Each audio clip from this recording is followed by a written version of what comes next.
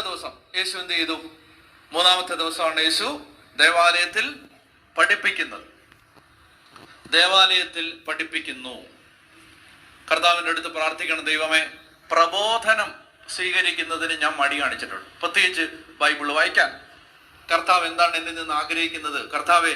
കർത്താവിൻ്റെ സ്വരം കേൾക്കാൻ, വചനം വായിക്കാൻ, വചനം പഠിക്കാൻ, ആത്മീയ കാര്യങ്ങൾ പഠിക്കാൻ, വിശുദ്ധ കുർബാനയെ ഞാൻ പ്രാർത്ഥിക്കുന്ന കാര്യങ്ങളുടെ അർത്ഥം എന്താണെന്ന് പഠിക്കാൻ, ഇതൊക്കെ പഠിക്കാൻ ഞാൻ ഒത്തിരി മടിയാണ്. സ്കൂളിലെ പഠിത്തമല്ല, ആത്മീയ പ്രബോധനങ്ങൾ സ്വീകരിക്കാൻ ഞാൻ മടി കാണിച്ചിട്ടുണ്ട്. അതിനെന്നോട് മാപ്പ് തരണം. എന്നിട്ട് കർത്താവിനോട് ഇങ്ങനെ പറയണം. ഈ ഒരു വചനമുണ്ട് ഇങ്ങനെ, അവർ ദൈവത്താൽ പഠിപ്പിക്കപ്പെട്ടവരാകും. അങ്ങനെ ഒരു വചനമുണ്ട്.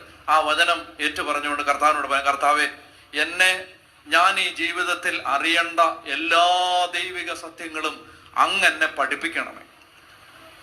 എന്നാണ് പ്രാർത്ഥിക്കണ്ടേ? ചൊവ്വാഴ്ച ദിവസം. അപ്പൊ പ്രബോധനം സ്വീകരിക്കുന്നതിന് മടി കാണിച്ചിട്ടുണ്ട് ഞാൻ. അപ്പൊ ഇനി അടുത്ത പ്രാർത്ഥിക്കണം, കർത്താവെ, അവർ ദൈവത്തെ, ഏതാണ് വചനം? അവർ ദൈവത്താൽ പഠിപ്പിക്കപ്പെട്ടവരാകും.